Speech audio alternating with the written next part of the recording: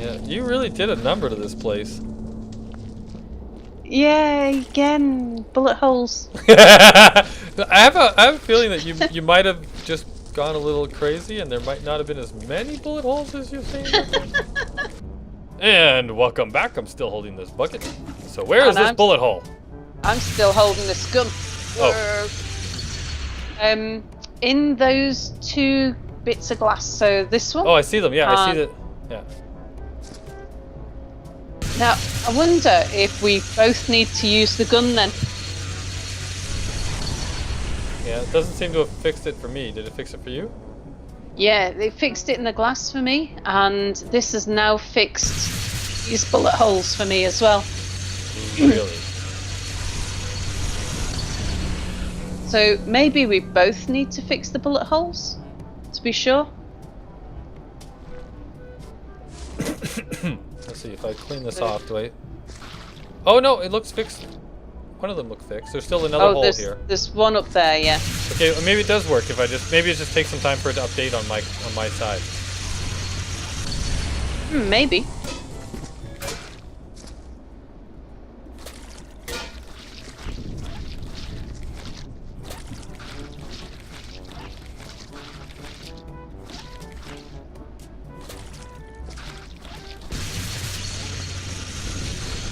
Oh.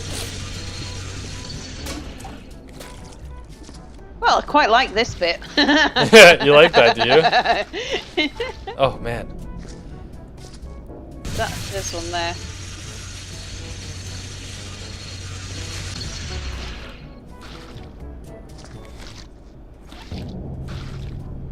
Yeah, it reminds me of It is working. arc welding in a way. Oh, okay. So I don't know if I mentioned this to you, but my first ever job, I was a car mechanic. Really? Yeah. I know nothing about cars. I know nothing about modern cars, I suppose is the best way to think about it. They have computers in them? Yeah, the cars that I used, because I worked in a backstreet garage, and the cars that they used to get were the old bangers. So they were all sort of 1980s, 1970s, and sometimes older. Oh yeah. And then, as I was going through university and I was sort of working my way through university, I took summer jobs working at things like vintage car restorer companies and yeah. Cool. Yeah, like I like cars. I think that they're cool and how they work and the mechanics of them and everything. I've never what? I never I don't know, had the opportunity or whatever, I guess to. Yeah. And it was never something that I took up on my own, and I've never done anything with them in general, right? Yeah. I know how to change the oil in my car. Yeah, I can do that. Oh, well, probably the coolest thing I ever did was I built a 1932, was it? Oh, might have that wrong. It was it was either 1928 or 1932 Model B Ford out of bits, which I'd bought from scrap yards and auto jumbles, and I built a hot rod out of it. And I started off by building it in the base, because it took years, and I was a student and I was moving house a lot. So it started off in the front room of one house and then moved to the basement of another, then into the attic of a different house, before it eventually sort of became enough bits in a large enough piece to actually start to form a car in that, and then it turned into something on the drive. Wow. That sounds like a serious project. But the older the car is, the easier it is to work on, because you go back in time and it's like Meccano. Do you get Meccano in Canada? No, I do not know what that is. Meccano is it's like Lego, but with metal strips and nuts and bolts. Oh, okay, yeah, we have something similar to that. I can't remember the name of it now, but it's a different name. It's like Technics or something. Yeah. So it sounds like a similar sort of thing anyway. Yeah, and they all just bolt together.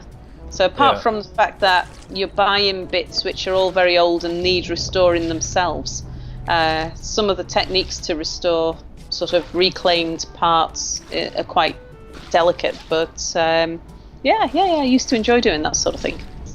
Yeah. I got like because I mean my life went towards computers pretty quick, and so I got into the whole like building and constructing your own computers and stuff, right? I think I've just done a bad thing. Uh-oh. What'd you do? I melted something. You melted something, did you? Oh, so are you just going like hog crazy with that gun? I am going around the place looking for bullet holes. Bullets? And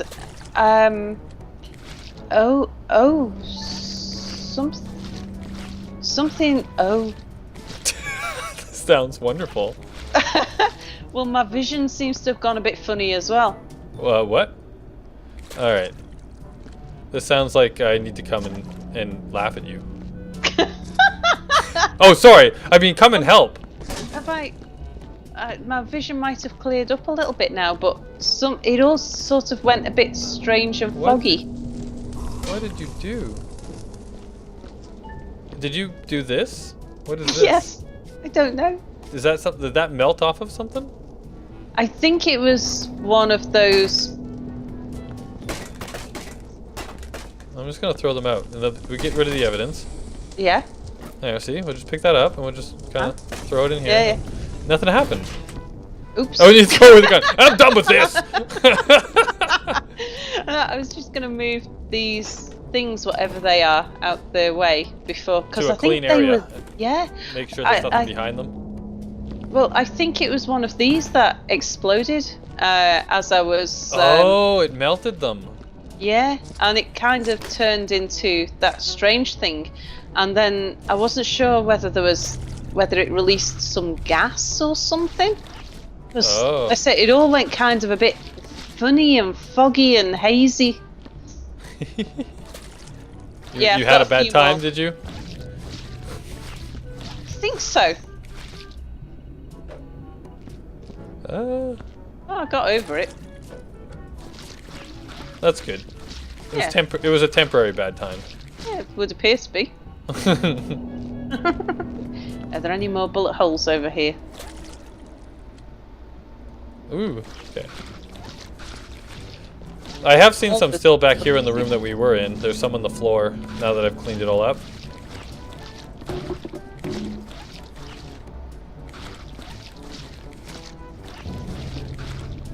Oh yeah, not that far. This floor. Oh, darn it. I hate it when you scrub just that one too many and then you put more crap on the wall.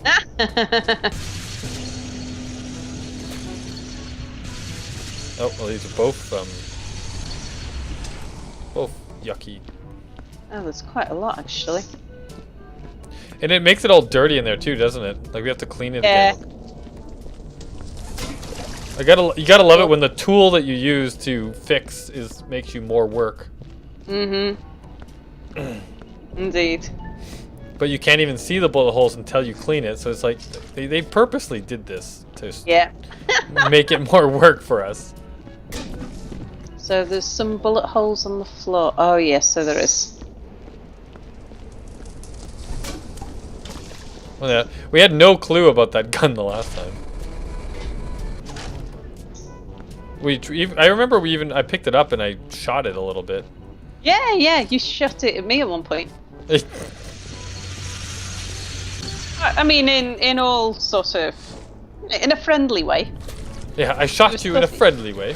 Yeah, you were pointing out at me saying, does that even hurt? I don't know what I would have done if the answer was yes.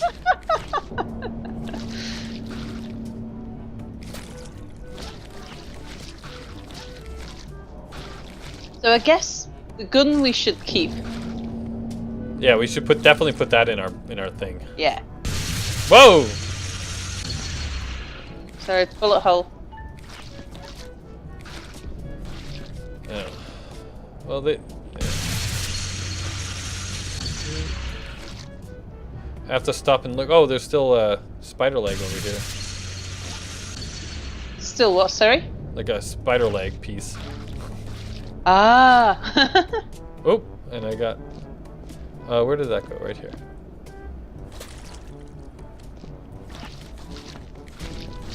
Oh wow.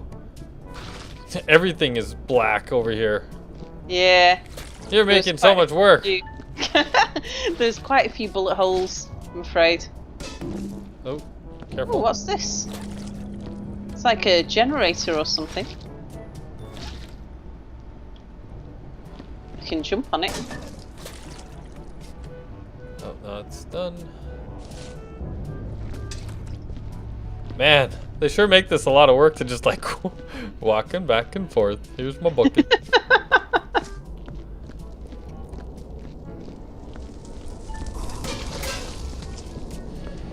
All right, I'll go clean up those chunky bits.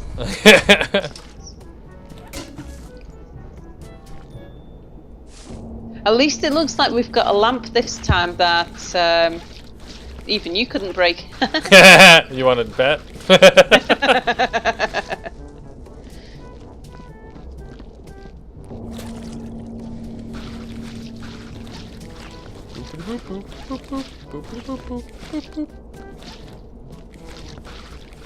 Ah, dirtiness.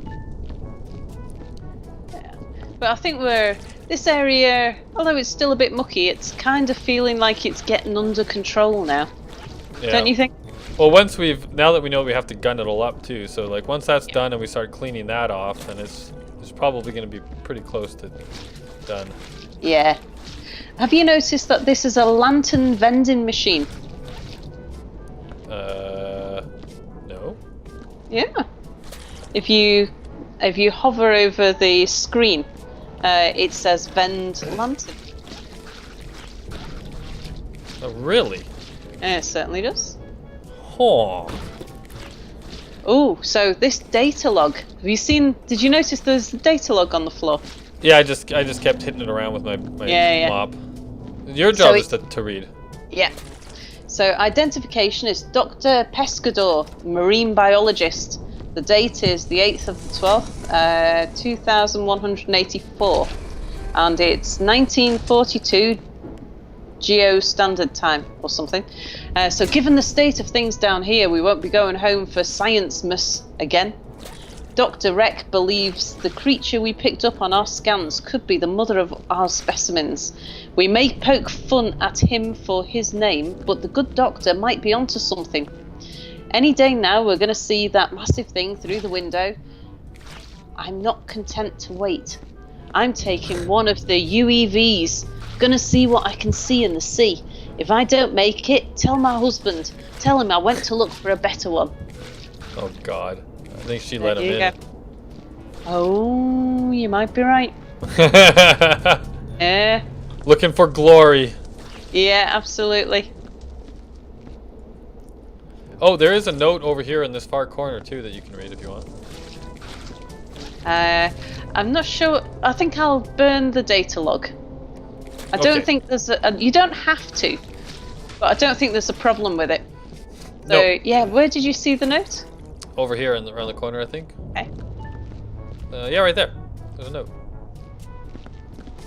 So there is. Let's have a look at this one. Okay, Kiel Ovar, Marine Tank Workman, 16th of the 12th, 2184. It's always the same, cleaning up sea creature turds all goddamn day long. Some are slimy and sticky, others are slimy and chunky, some are just plain nasty. I had so much hope when I signed up for that damn space work recruitment program. See space, they said. Feel like a man, they said. Hell, I'd have done anything to get off Earth, but I never imagined this would be an option. And how did my life come to this? And would that goddamn monster stop banging on the hull? Shut up! Jeez. Yeah, I think he was disappointed with his life. Really? I didn't get that.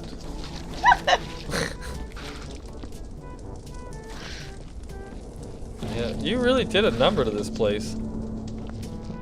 Yeah, again, bullet holes. I have a feeling that you might have just gone a little crazy, and there might not have been as many bullet holes as you think. It's true that I probably make less of a mess now that I am more familiar with the gun. Yep, and that you have to actually clean up after yourself. I haven't really done any of that yet. Oh, you mean? Okay, so since I have to do up all the cleaning, then. Dear me, this is like falling into real life for me. I think that's done. Yeah. I just thought we'd best check behind these barrels. Oh, apparently we've got to make sure that the barrels are the right way up. It seems that's important. Oh, there is gunk and stuff behind these barrels. Really? We have to make sure that they're the right way up. I just got that. Mhm. Jeez. I think that's alien blood or something there. Oh, there's right on the corner there. But I can't see any. Right. I'll get a bucket.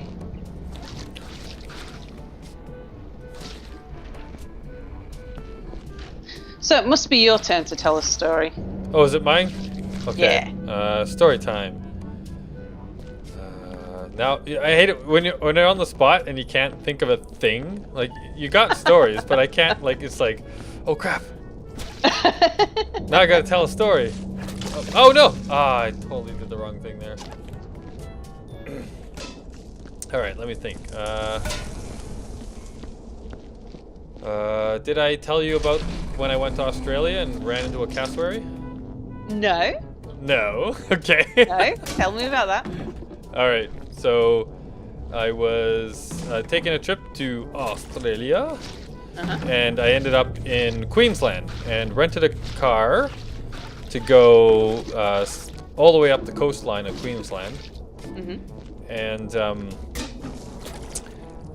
went all the way up to a place called Cape Tribulation, which is way up the north side of Queensland. And it's like you basically when you start going there, you get to Cape Trib, and then like you have to go off on the like off-roading basically, right? Like the road turns to dirt, and eventually too, I think there's even spots where you have to have like a Jeep or something to get across, because you have to cross over water, like rivers and stuff. But we didn't go that far with the car. We just went all up to Cape Trib, and then got out of the car and walked all the way up into the rainforest from there. And there was supposed to be this like a spring, I guess, like a warm lagoon kind of natural spring type thing. Yeah. Up in the rainforest somewhere, right? So we're looking for it. And walking along, and like we're following the directions that we'd read in a book or that somebody had told us or something like that. Yeah. And so we start walking, and we realize that it's starting to look like seriously like rainforest. And are we sure we're on a path anymore? And this doesn't seem like a path. And right, so we're just walking and we're walking. And all of us are just like, yeah, maybe we should turn around. Like we got into this, like we came out of the forest into this massive clearing, and there was a path. And when we came out there, there was this like path, and one went one way and one went another way. It's like, okay, well maybe we should go here. Yeah. Start walking, and there's also like, you should be there. When you leave from this point, you should be there in 15 minutes or something. And so we're looking at the time, and we've been walking for half an hour. We should have been there, a long time ago.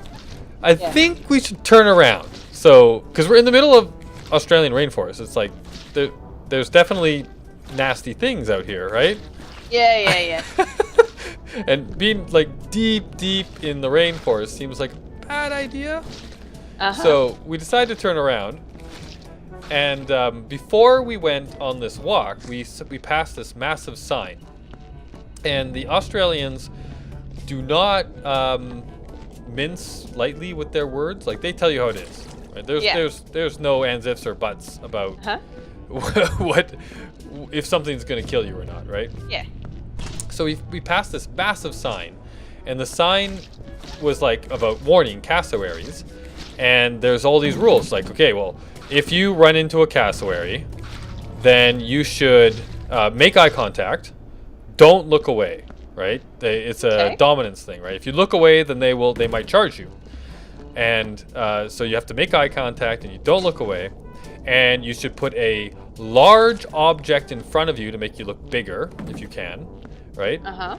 And then you should slowly back away from them, right? So you keep eye contact, you have a large object in front of you, and then you back away, going in the opposite direction that they're going, and until you're clear and all is well. Yeah. So we saw this sign on our way in, and we thought it was hilarious, and we're laughing about it, and we're like, ha ha ha, yeah. And famous last laugh, Yeah, so we're walking through, and we end up in this spot, right? And so, like I said, we came out of the forest on this little dinky path, and it forked, and one went one way, one went another way. But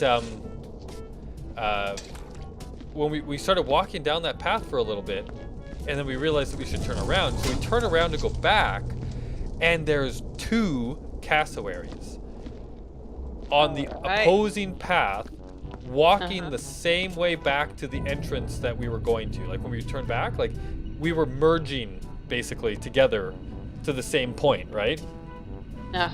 Based on our trajectories, right? And and so, do you know what a cassowary is? It's a big bird, isn't it, with a funny lump on its head? Yeah, it's a prehistoric bird, in my opinion. Yeah. It's like dinosaur bird, right? Yeah. It looks like a giant ostrich with a bone fin, like a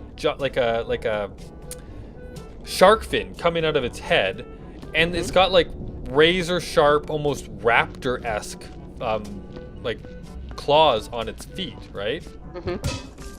So bad news bears, right? Yeah. Serious bad news.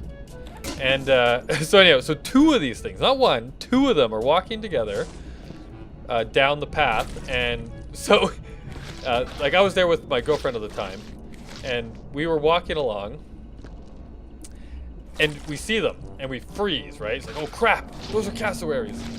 And so we stare at them, because I remembered, okay, we're supposed to stare at them. And she remembers that you're supposed to put a large object in front of you. So she grabs me and puts me in front of her.